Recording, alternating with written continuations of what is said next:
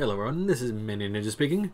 Welcome back to the Bootleg Breakdown series, where for this particular episode, we're going to take a look at the Super Saiyan God Super Saiyan Vegeta bootleg, based of course off the movie Broly look, as opposed to the Resurrection of F look. Now, for those that aren't familiar for how Legend Creations packaging tends to work, for the most part it's a generally acceptable remake of what the original packaging looks like. Mine is of course the lack of logos. You see no Bandai, no Tamashii Nations, no Dragon Ball logos. Those have all been wiped out, and the copyright information has been swapped out with a generic version, and you only see Legend Creation logos where applicable. They make it as generic as possible in that case. Once you get the actual package itself, we're going to look at the main figure itself, and while it isn't exactly shaky or flimsy upon first look here, you can automatically tell there is something weird going on with this particular figure. For those that are wondering, it stands at around 6 inches, a little below 6 inches in height overall, and you can tell once you start moving the limbs around, they went very cheap on the actual articulation joints. And the reason why for that is because they've all been replaced with much cheaper alternatives. Namely the shoulder bout, which should have kind of a butterfly joint. Butterfly section is completely missing at this point. The upper torso and the mid-torso, you can just tell from looking at it, they're going to be solid chunks of plastic on here. And while the actual joints, at least the elbow ones we're looking at here, do the job there, they look off compared to the normal ones, and everything is actually a smidge smaller than it should be, which is also why the height of the toy is going to be different than normal. Moving on the torso, there is some movement on there, but it's very limited. The hips and the legs particularly are very limited because they're using fake versions of articulation. Basically that means that there is no side-to-side movement for the real part. You have up and down movement, which does work on there, but it's still very stiff at best. The knees themselves, technically they function almost as well as the real deal, but they've actually been merged somehow. So instead of it being separate parts and with a kneecap that is removable, it's actually one or two solid bits on there, which is a bit weird. And of course you have the ankle and toe joints, which the toe joints, they're functional but not really great. And on the rotation of the legs, once again, it's a case where it's functional, but it doesn't do a particularly good representation of the job there. And of course, with the leg issues there, it kind of makes the figure hard to stand, especially since the toes don't quite work on there, and because everything is slightly off size and off kilter, it also throws kind of the weight balance of the figure off. So while you do see me get to stand eventually, keeping this thing standing is a whole nother story entirely here. Bit of a pain, to be quite honest. Just to help emphasize the difference, here's what the real one looks like. And on top of the obviously very different skin tone that's going on there, the fake one is a lot paler.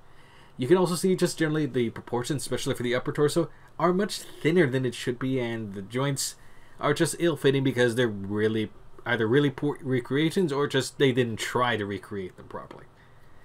Moving onward, we are going to take a look at the face plates in this case. So we took off the neutral face here, and we're going to take a look at some of the other ones for the blue head first, of course. So as you can kind of see, for starters, it's a really soft, detailed version of what the head sculpt should be. But here's the yelling face in this case. Face is slightly smaller than it should be, but it's still functional enough. Oddly enough, the decal for the eyes are roughly the right size for what the head should have, but the heads being slightly shrunken make them feel a little bigger than they should be. Which can also be said for the angry, grimacing face here, which, at least in my case, it's not a perfect fit. It's actually a little tricky to get this one to stay on there, but once you do get on there, it holds reasonably enough. It's also worth noting the highlight on the kind of nose brim and such. The kind of emphasis color is a weird kind of a brightish orange color, which is not the case for the original. Here's that proof of this not having a real neck peg per se, by the way. And when we switch on the Super Saiyan red hair, or I should say the regular Super Saiyan God hair, which the face does not want to stay very well on here actually. It pops in place decently enough, but as you can kind of see, the red hair has not been treated very well. There's actually a bit of a paint bleed on the side of my head, at least, over here, so it does the job, but it's not exactly a great representation of that figure. Oh, and in case anyone's wondering, in this case, can I use the faceplates from the bootleg on the real one? Well, here's that proof of concept. As you can see, the standing figure there is the real figure, which, as you can see, it's a good snug fit. In fact, mine is always a little bit too snug. Pegs, for the most part, are about the same. You can really tell the skin tone being different in this case, though. The fake one has a much lighter skin tone. It's just worth noting also that the pegs on the bootleg face are a bit smaller because, well, yes, this has all been recasted. Everything is a bit small on there. But once you do get on there, there's a little bit of separation between the two, but it does hold on there. Mind you, I'm not quite sure why you would want to replace the real faces with the bootleg one in this case, because there is a different drop in quality, to be totally honest here. But it does work here. And also, just to check vice versa, here's me putting the real face on the bootleg figure. It's a little bit oversized, it feels, but it technically does work and do the job on there. As you can see, it holds, but there is a bit of separation because the real face is a bit bigger than the bootleg one. And if you're wondering, for the bootleg head, can I switch back and forth between the colored faces and the blue face on the red head? Technically, yes, it will work just fine, and also it will work vice versa. Thankfully, at least, while they aren't exactly properly scaled for what the real figure has, as you can kind of see things were a little hit or miss on that one, if you try to switch between the bootleg heads, one and the other, they will technically work well enough. So at least that's worth noting. Mind you, you might need to mess with the pegs or the pegs opening, because on mine, they're just really awful, especially for the red head. They're really awful fits. But at least you know, proof of concept, these things will work. Now, how you go about recreating the colors, like say if you wanted to repaint the blue faces to fit on the red head, I can't give you an exact mix, although I have a weirdest feeling if you look towards kind of a Creatix line of airbrush paints, you might be able to find something to do the job there. Now, looking at the other different accessories on here, Vegeta comes with a few different sets of hands, fortunately the same amount as the original. As you can see, kind of the open palm hands on there, kind of more grapply martial arts hands on here.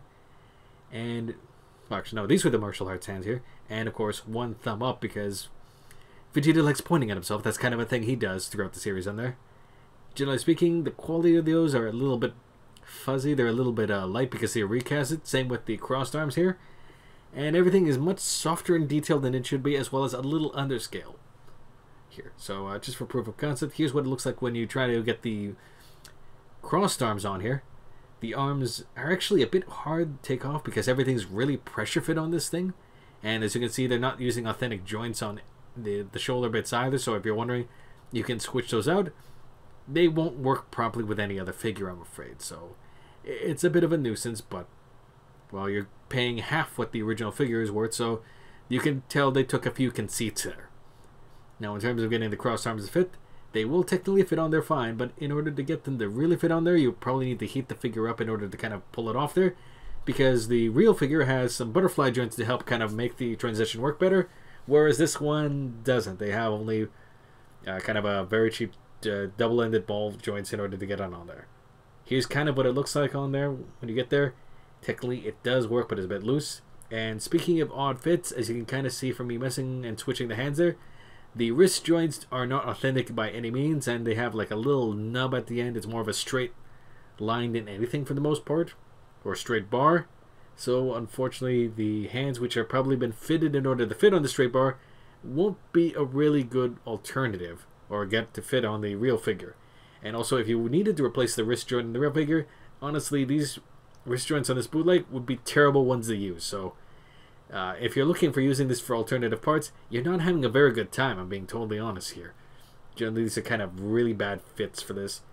Even when trying to fit on the actual bootleg hands on here, as you can see, the wrist joint is kind of popped out there, and it's just not a really great fit.